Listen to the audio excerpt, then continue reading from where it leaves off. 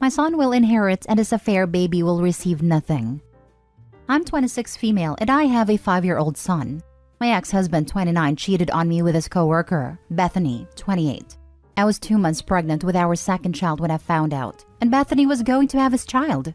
I miscarried and my ex left the house to be with her, and it's been 2 years since the child was born. My mother-in-law has been supportive of me. It has nothing to do with my ex or his mistrust in their child, up until a few months ago. I adore my in-laws and we're extremely close. My mother-in-law and parents are the best of friends. She loves me and her grandson more than anything, and this infuriates my ex-husband's affair partner. My in-laws cut contact with them straight away. Bethany was jealous that her child would never know the love of grandparents, but at least her son has a father. This brings us to the problem. Unfortunately, my mother-in-law has been very ill for a while, and so she's updated her will. My ex-husband was an only child, so he would have gotten everything. But now, my son will inherit her house, villa, and money. I will receive a large portion of her money and all of her belongings. Until my son turns 18, it will be in my trust, and if I pass before that, my parents will take care of it. And they do know this. That is, once they caught wind of her being ill, my ex-husband begged for forgiveness. The mistress started being nice towards her when she's started fights and called her horrible names before, and forced her to be around his baby. My mother-in-law's bedbound, but she says she wants to leave with a bang so she'll endure this. I haven't encouraged her to do anything, and this is her choice alone. They want her money, and her son thinks he's still included in the will. He also thinks his child will now be acknowledged by his grandmother, and will also receive money. Now, my mother-in-law hasn't actually said she's forgiven them. She despises her son and his mistress for tearing apart our family. She wants to reward those who deserve it, and get revenge in one go. The mistress keeps on hinting on how her child will grow up and attend a great college and other money-involved things whenever she's around my mother-in-law. Actually, mother-in-law's niece, my cousin by marriage, has overheard her on the phone discussing what wallpaper she wants in the dining room when she moves in, and how my mother-in-law has no taste whatsoever. She also mentioned how she'll finally be able to take down pictures of my son when my ex owns the house. Too bad for her. It will belong to my son, and no changes will be made until my son becomes 18. It is his grandmother's home, and he should be allowed to cherish it in the way she's decorated it. I'm not really allowed to tell anyone, and though this revenge will be satisfying, I'll have to lose my mother-in-law. It's kind of a win-lose situation, and I dread the day when she'll take her last breath. She means a lot to me. I love her. But she wants this for her grandson, and has said that she cannot rest until she knows her son and his mistress have been punished. She wants this because her childhood was also ruined because of her father and his affair partner. She wants my son to know that he was loved, and will always be loved. I hope my son will always value the great women in his life, and I wish he had more time with his grandmother. I might make an update if anyone wants it, though I pray to God it's a long time before that. Edit. Thank you all for listening to me and giving me advice. As for those who are angry at me for not asking my mother-in-law to include my ex's new child, I can't do anything about that. Yes, I'm happy and that's selfish, but I'm going to put myself and my son first. That child contributed to my miscarriage, and is one of the reasons why my son has not had a father for over 2 years. I can't change my mother-in-law's mind about him. I do pity the baby, but it's not up to me to fend for it. It's not my responsibility. I've tried talking to my mother-in-law, but she's had her whole childhood ruined by her father, who made his affair children his top priority. This is why she wants nothing to do with it or her son. He knows that she went through so much because of cheaters, yet he decided to do the same to her. He has seen his grandfather favor his aunt and uncle over his mother. If this happened to you, you wouldn't be so happy about sharing yet another thing with a baby. Thank you again to those who have listened to me, and I've read out the nice comments to my mother-in-law. We've had a great laugh together. The mistress would send me photos of her ultrasounds after I miscarried, either to me or to my family. In the first envelope, she sent a letter full of the nastiest things about me, my son, and my miscarried baby. She'd even tagged me in social media on an account I didn't know about. It was an invitation to her baby shower. She has done plenty of disgusting and hurtful things to me regarding my miscarried baby. The people who are coming at me in the comments would not be as civil as me if anything like that happened to them. Ignoring her child is honestly the best option. I do not want my son to grow up with her son. And to those who are insulting and saying rude things about my dying mother-in-law, you are truly disgusting. Now for the top comments. I'm sorry that this situation is bittersweet though. I hope your mother-in-law gets better. Thank you. I hope she gets better too. Imagine if the mother-in-law gets better and the true colors of your ex and the affair partner come back out now that the inheritance is a long way off. Please have the will overlooked for the lawyer just in case he contests it and to prevent any loopholes. Yes, she's had that done by 2 separate lawyers, and my ex-husband willingly gave me full custody of our son, so he shot himself in the leg. As soon as she passes, your ex is going to be in that house and trying to establish himself. Ask the lawyers how to mitigate that, because you will be grieving and shouldn't have to endure that right then. Mistress and your ex will absolutely not last when they realize they are not getting the house. Divorce within a year of finding out, I reckon. They aren't married, though I hear she's been wanting it from the moment my scummy ex left my doorstep. I'm in contact with some of my ex's colleagues, and the amount of crap they tell me makes me laugh. A few things are a bit sad, but they deserve it, not gonna lie. Nothing life-threatening or to do with health, obviously, thank God, because they still have a kid to look after. Mistress has a bit of a money-spending problem, a large problem actually, and they have lots of fights over it. Her parents hate my ex for not allowing their precious child to spend more. He complains about this at work to some of his friends. He's had an emotional affair with someone in his office because he thinks the mistress has been cheating on him too, as in sleeping around. They can't trust one another. Still, what comes around goes around, though I hope they can resolve this for the sake of the kid. Sometimes the stupid loser whines at work about how he should have never left me for his mistress. But then again, he says he's glad he left our son behind. Next story. My dad wants to rebuild our relationship, but I have no interest in him. My 25 male father has always favored my sister. Not only does the family call him out on it, he admits to it. His defense is that my sister looks so much like our late mother that he can't help but spoil her. My sister caught on this and used it to her advantage. If she wanted something from the store, all she had to say was "please dad," and he would get it for her.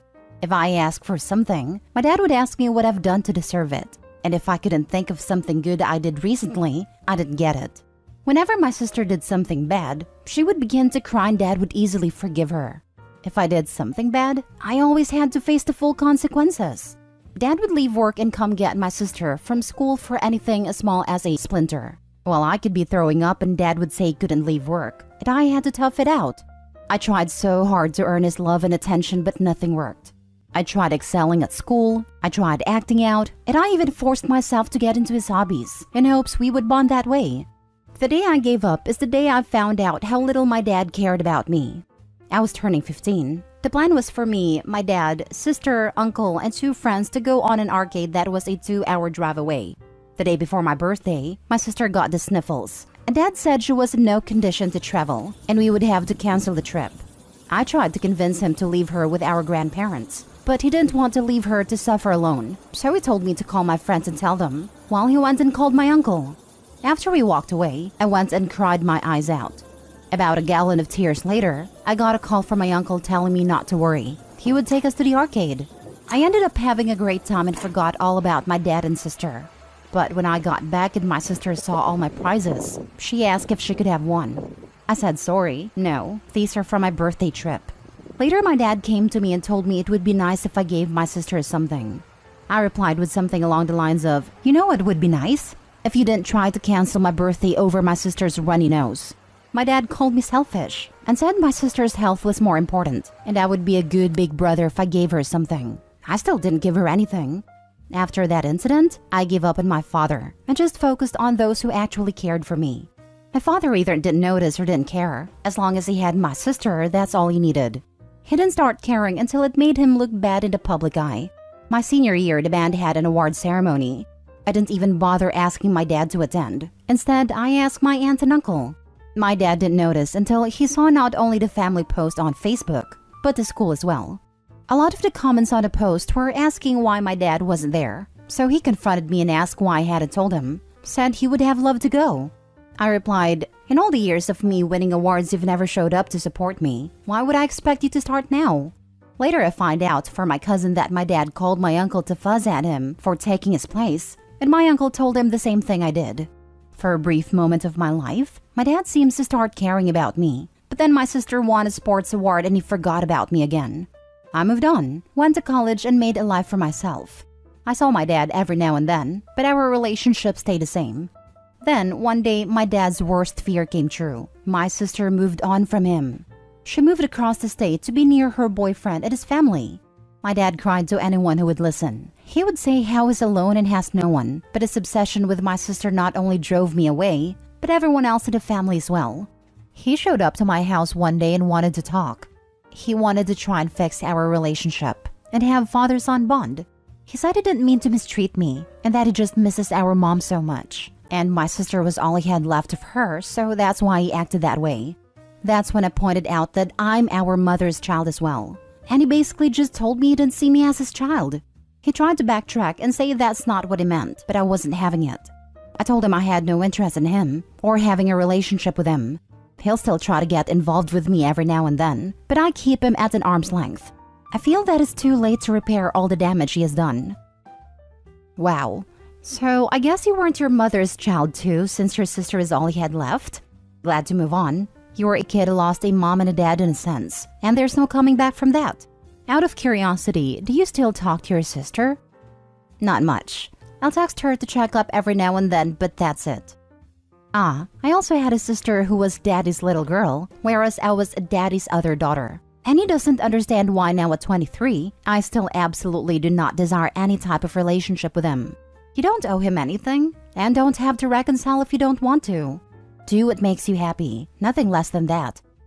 I really don't get parents who are like that. I dated a girl who was a daddy's little girl, and she told me how much her father favored her over her siblings, and he'd even frequently say to all of them that she was the favorite. For example, if he bought them chocolate or anything, he'd always give more to her and say that's because she's the favorite. It baffled me that she also thought it was normal, and she didn't see anything wrong with it. She had a younger brother and two older ones. He'd also severely beat all her brothers, but he'd never even be harsh with her. Only her mother would try to discipline her, but the father would stop it. The funniest thing is that she said that she agreed in physically beating children as a form of discipline. Like, no wonder, you were never the one being beaten. The mom did not beat her or any of their other children though. Last story. I am not the mother. I'm 43 female and recently married a man, 45 male, who has 3 kids, 12 male, 10 female, and 7 male, from a previous relationship with his ex, 42 female. My ex-husband of 8 years had a degenerative disease. We weren't able to have children, and he eventually succumbed. I was ecstatic about being a stepmom. I was determined not to be that stepmom. I wouldn't demand that the children call me mom and accept me as mom from the get-go. They should take their time. Well, they absolutely hate being told anything by me. I can't enforce chores without being told I'm the worst person in the world. Husband even told me to stop being harsh to them. And just because I married him, it doesn't give me the authority. I worked my butt off to help 12 male with a science fair project, but I wasn't allowed to attend his presentation because his bio mom wanted to go. I bought 7 male the plushie he wanted, and my mom went off on me for taking the experience away from her, and husband took her side. 10 female absolutely hates everything about me. My voice, my mannerisms, my existence. She isn't shy about that either and will let me know, and husband says it's because I'm trying too hard to be her mother, when I'm not. I feel a crippling amount of anxiety when it's our turn with them. I feel like I'm unwanted in my own home. I brought this up with my husband, and he got mad at me and told me to get over myself and that I am not the mother. I am not the mother. Okay, so I cooked for myself only. My cooking is nothing to scoff at. I went to chef school in my home country. I specialized in several types of ethnic cuisine. I worked at fine dining restaurants. And when husband complained, I said that maybe bio mom should have packed some food for them because I am not the mother. I am washing my own dishes and my own dishes only. I clean my own space and do my own laundry because I am not the mother. I don't enforce chores because I am not the mother. The children need help with math and languages. I said that maybe husband should pay for a tutor because I'm not the mother. Finally, he told me I'm being petty and I lost it. I said that they do expect me to be the mother, but only on the boring or difficult things. I am not allowed any of the fun or rewarding parts of being a mother. They're using me and I'm done with it. He apologized and said that he didn't mean it that way. So I asked what exactly he meant. And he said he doesn't know, but is really sorry and he will try to do better from now on. But that he can't do this without me. Now I don't know what to do.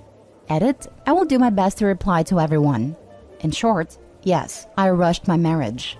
My sweet and loving ex-husband left this world far too early. leaving me heartbroken and lonely. Then comes this guy offering me a full family, full of life. I was a fool. I'll be looking for a therapist, possibly a lawyer. I'm overwhelmed with all the support. I'll be thinking long and deep how to proceed. Thanks to all of you. Now for the comments. I nearly posted asking if he married you to be the nanny, but I'm sure that if the nanny tried to enforce a rule, he'd back her up. Genuinely, you are married to a man who is not your partner and does not have your back. Maybe some couples counseling sessions to try and work out what you need from each other going forward, or maybe you need a better spouse. And to be honest, if you want bio kids, this sounds like a really fraught situation to bring one into. I think he feels guilty for splitting up their family and tries to make sure he always takes their side no matter what. Bio mom is extremely competitive towards me. She's very eager to let me do the boring things she can't be asked to, but thinks I'm invading her territory if I try to do anything fun with the kids. She loves getting praised for how well the kids do in math, but she never lifted a finger to help them. She's awful at math, so I did it all. But then I'm told I'm wrong and overstepping if I expect any acknowledgement for that. If he feels guilty for splitting up the family, that's on him. He needs to support his actual wife and not let his kids verbally mistreat you. They don't have to like you, but they shouldn't be allowed to be so combative. It sounds like him and ex both are treating you like a live-in maid. Dad should be tutoring his kids. During their stay at her house, Dad should be the doing person because, as he said, you're not the mom, you're not the parent. They're the children of your husband, and during his time with them, he should be fully in charge of all things kid-related. Laundry, meals, homework, entertainment, bedtime, you name it. And it's Dad's job. I'd go so far as to be away as much as possible when the kids are there. Shopping, visiting, library time, whatever. Just away. Too many women who marry men with kids get those kids dumped on them without any authority attached. Enough already. He even insisted that I stay at home to care for the kids. I did it because I really like kids. I made a huge mistake.